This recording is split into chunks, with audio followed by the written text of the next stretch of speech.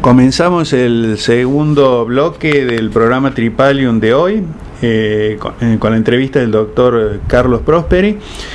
Y bueno, por lo que hemos leído, el doctor Carlos Prosperi, tal lo ha dicho recién en el primer bloque, hay que disminuir o hacer tender a cero los ingresos de nutrientes, ya sea desde los signatarios al embalse, ya sea de aquellos municipios o comunas que están a la vera del lago, ¿no?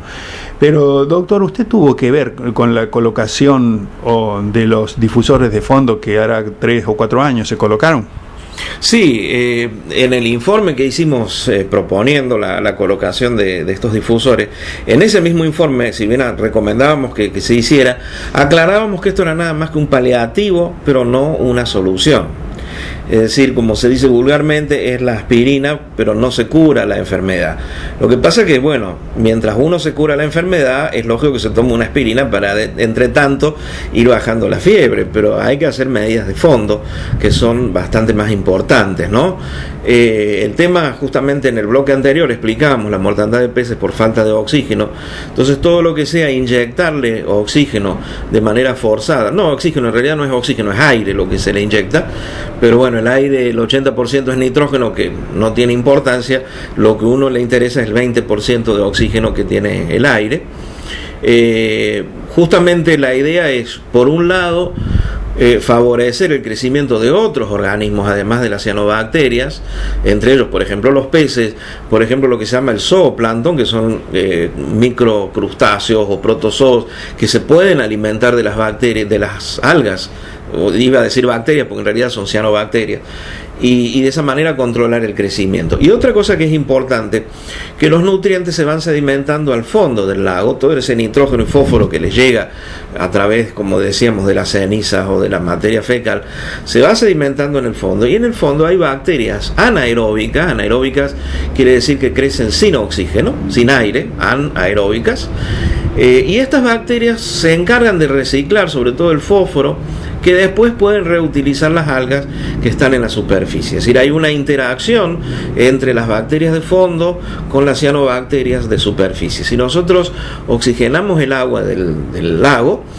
las bacterias estas, como son anaeróbicas, morirían, y entonces se cortaría ese reciclado, con lo cual también evitaríamos el crecimiento de las cianobacterias. Ahora, todo esto es muy bonito teóricamente, pero si uno sigue ingresando nutrientes, y además este sistema de aireación funciona cuando el lago tiene una cierta superficie, porque la idea es airear, una cierta superficie, una cierta profundidad. Porque justamente airear solamente la superficie no tiene sentido, porque la superficie sola, por el oleaje mismo, ya está aireada. Y hacer un burbujeo en el fondo es peligroso, porque justamente removeríamos los barros, los mezclaríamos con el agua y sería peor. Entonces, esto funciona bien cuando el lago tiene una cierta profundidad mínima y se hace el burbujeo más o menos en el medio, a mitad de agua. Pero cuando por falta de lluvia la profundidad del lago decrece, es imposible usar los aireadores. Esto me da pie para preguntarle lo siguiente, porque usted habrá leído muchísimas veces que se reprocha, cuando ante la falta o las crisis hídricas, acá reiteradas en la provincia de Córdoba, se reitera o se echa culpa a los gobiernos al respecto de que no se hace el dragado del embalse, lo cual me da pie para decir que el dragado del embalse del dique San Roque sería algo que inapropiado de realizar en ese lugar, porque agregaría más nutrientes a las algas. Sí, exactamente. Mire, le cuento, cuando yo estaba en la Dirección de Recursos Hídricos en la Secretaría de Ambiente de Nación, que fue cuando se pusieron los aireadores, en realidad yo estaba a cargo de un proyecto de saneamiento del riachuelo, y uno de los proyectos que había de hace mucho tiempo era justamente dragar el riachuelo. Eso se hizo en el río Reconquista, que casi está tan contaminado como el riachuelo también, y la experiencia es que fue mucho peor. Incluso los vecinos mismos se quejaban de que mientras fue el dragado, el olor que había en el aire era mucho peor, porque justamente al dragar se mezcla la tierra de fondo con el agua, y a su vez el agua con el aire, y entonces lo que hacemos es desparramar los contaminantes. Lo mejor es no tocar el fondo, sino recurrir a otras medidas de saneamiento, ¿no? Pero volviendo otra vez concretamente al San Roque. Lo que quería decir, y reitero específicamente, estos aireadores no están dando el resultado que teóricamente tendrían que dar, porque justamente por un lado se le siguen entrando nutrientes, es decir, ha habido incluso récord de incendios y de ingreso de cenizas. Y por otro lado, la profundidad del agua no permite a veces el funcionamiento de estos aireadores. Por otro lado, como le digo, es un paliativo. Es decir, yo me acuerdo una vez hablando justamente en una de estas charlas así de divulgación con periodistas, yo le decía que esto es un poco como si una persona tiene acidez, ¿no es cierto? Decía, entonces uno dice, bueno, yo como, no sé, comidas con chili, con picante, todo eso me da acidez. ¿Qué es lo que debo hacer? Y dejar de comer picante. Esa es la verdadera solución. Entre tanto me puedo tomar un antiácido, pero si yo sigo comiendo picantes, por más antiácidos que tome, voy a seguir teniendo problemas. Entonces aquí la verdadera solución es un manejo racional de toda la cuenca, del Perilago en primer lugar y del resto de la cuenca, para evitar el ingreso de nutrientes. Aún así, eso no va a dar resultados inmediatos, porque como digo, en el fondo del lago ya hay una cantidad muy alta de nutrientes que se van reciclando. Entonces por eso es un trabajo a largo plazo. Por un lado, evitar el ingreso de nutrientes, y por otro lado sí se pueden tomar medidas complementarias para el saneamiento. Una sería esto de la oxigenación, otra sería controles biológicos, decía recién, de organismos, microorganismos, a veces animales, que puedan controlar el crecimiento del plancton. Otra es usar a veces floculantes para que decante el resto del fósforo que está disuelto en el agua. Si las algas no tienen acceso a fósforo, no van a poder crecer. Es decir, habría varias medidas puntuales que se podrían tomar, pero tendrían que ser después que tengamos efectivamente un control del Perilago y de la cuenca, y donde digamos, bueno, hemos podido no disminuir al 0%, pero disminuir un 70, un 80% el ingreso de nutrientes. Ahí sí sería entonces conveniente empezar con esas otras medidas de saneamiento, ¿no? Esto lo decimos nosotros, según nuestra opinión. El problema que se nos presenta ahora en la cuenca del embalse de San Roque es una presión inmobiliaria muy grande, o sea, donde se están haciendo emprendimientos inmobiliarios de gran envergadura. La mayor parte de la ciudad de Villa Carlos Paz no cuenta con el sistema de recolección de aguas negras, tampoco las comunas del sur.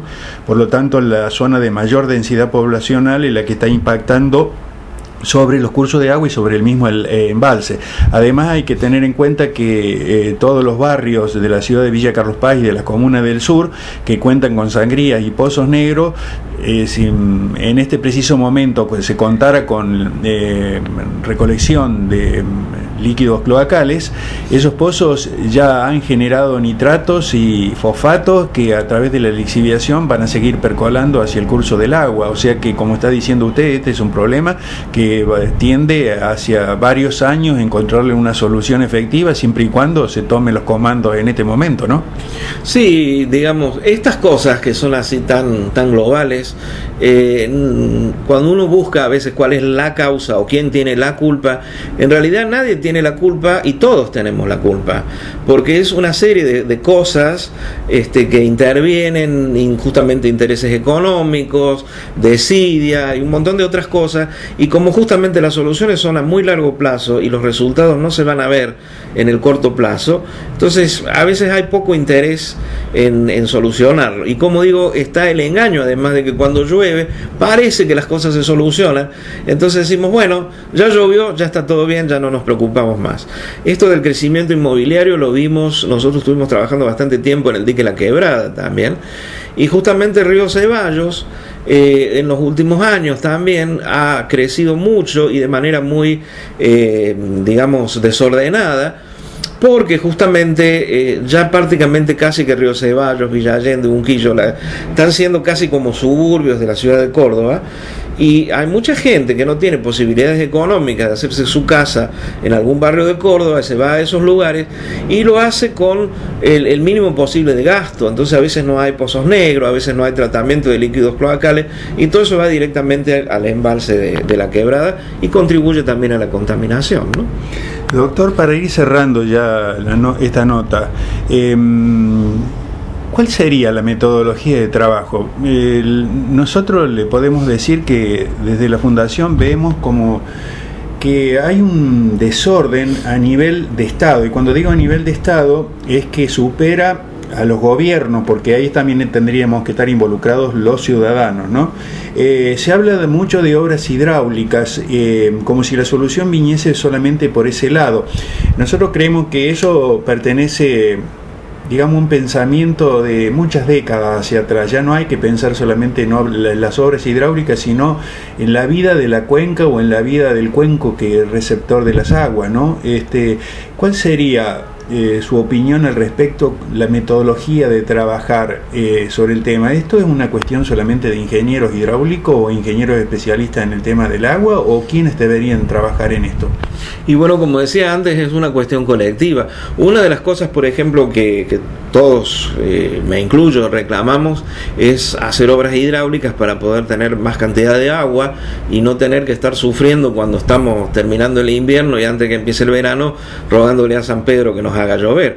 Pero entonces siempre le echamos la culpa a los gobernantes que no hacen obras, y algo de eso es cierto, pero veamos también del lado nuestro. En la ciudad de Córdoba estamos gastando el doble y a veces el triple de litros de agua por habitante de lo que se gasta en algunos países de primer mundo, no hablemos de países africanos u otros lugares, pero digamos en muchas regiones de Estados Unidos, con 200 litros por día por agua, 200 litros por día por habitante, les alcanza para satisfacer todas sus necesidades, es decir, llenar la pileta, lavar el auto y regar el jardín. Y nosotros estamos gastando 500 y 600 litros. Entonces, si nosotros gastáramos racionalmente, no digo que gastáramos, por ejemplo, en Australia, para citar un país de primer mundo, pero desértico, el consumo por habitante creo que es algo así como 50 litros diarios, y bueno, hay lugares donde la gente no tiene ni siquiera los 2 litros que más o menos uno necesita para tomar. Pero no digo de restringirnos a nivel de países con realmente problemas serios de agua, simplemente restringirnos a lo racional. Si consumiéramos la mitad todavía estaríamos consumiendo mucho, y si consumiéramos la mitad es como que duplicáramos la capacidad de agua que tiene el embalse. Entonces no haría falta tampoco hacer otro embalse más grande, ni acueductos, ni nada de eso. Simplemente con que cada ciudadano tomara conciencia y consumiera un poco menos, ya nos alcanzaría bastante bien y se evitarían muchos problemas, ¿no? Aparte, como decimos nosotros, ¿no? Para aquel que crea en Tata Dios, con todo el respeto del mundo, la naturaleza ha determinado que tenemos 10 metros cúbicos por segundo el módulo del embalse de San Roque, así que por más diques que se hagan, será un trasvasamiento de un vaso a otro, pero la cantidad de agua es la misma. Doctor, entonces, para cerrar esta nota, no sé lo que quiere agregar al respecto usted, como mensaje, ¿no? Para dar no solamente a la población, sino también a aquellos que tienen el poder de decidir sobre estas cuestiones. Bueno, una cosa que me gusta es terminar con un poco de optimismo, es decir, hemos dicho todo lo que está mal, todos los problemas que hay, pero no quiero que la gente que está escuchando se quede con una visión negra e inevitablemente trágica de esto, como que vamos fatalmente a un desarrollo trágico. Es decir, las cosas tienen solución. Yo estuve hace unos años en Japón, en el lago Otsu, que es un lago que está en el centro de Japón, que está muy contaminado porque además tenía industrias, que insisto, no es el caso aquí del San Roque, pero estos tenían aportes de una cantidad de contaminantes muy graves. Y bueno, un buen día había justamente mortandad de peces periódicamente, olor insoportable y todo eso, y un buen día las autoridades dijeron, bueno, todas las industrias que están tienen un plazo X de tiempo para reconvertir sus metodologías, dejar de contaminar, la población no va a poder tirar efluentes, etcétera, etcétera. Y bueno, y nadie dejó de tirar efluentes. Hubo un caso incluso de un empresario, un gerente de una empresa que tenía una conexión clandestina por la cual tiraba efluentes al lago, y cuando lo descubrieron se suicidó. Entonces, si nosotros tuviéramos esa disciplina, si a nosotros nos dijeran, bueno, tienen que ahorrar agua, las industrias no pueden tirar contaminantes, los incendios deben controlarse, etcétera, etcétera, y si realmente todos cumpliéramos como hacen los japoneses, que son japoneses, no son marcianos, son seres humanos igual que nosotros, si hiciéramos eso entre todos, habría una solución. Entonces, lo importante es eso, la solución está, y está en nuestras manos y en manos de los gobernantes también, por supuesto. Usted sabe que nos quedamos con y adherimos totalmente, porque casualmente el mensaje que queremos dar de nuestra fundación es ese, ¿no? Que nos sacudamos esta modorra que tenemos encima, que bajemos el pie del acelerador. Estudios yo creo que sobran ya, es el momento de hacer cosas, y en esto de hacer cosas están los estudios que han venido realizando ustedes, los investigadores, y bueno, faltan las decisiones políticas. Así que creo que el mensaje que ha dado usted al final adherimos totalmente con eso, porque es lo que venimos promoviendo desde hace mucho tiempo, y ojalá que todos, ¿no? Porque volvemos a hablar nuevamente del Estado y no de gobiernos. Está el gobierno y estamos todos los ciudadanos que formamos parte del Estado. La solución debe venir por ese lado. Muchísimas gracias, doctor Prosperi. Gracias a usted, ingeniero, por poder difundir esto, y quedo a su disposición por cualquier otra inquietud. No le quepa la menor duda que así va a ser, y cuente con la página institucional de la Fundación para divulgar toda la investigación que usted está desarrollando. Gracias de nuevo y saludos.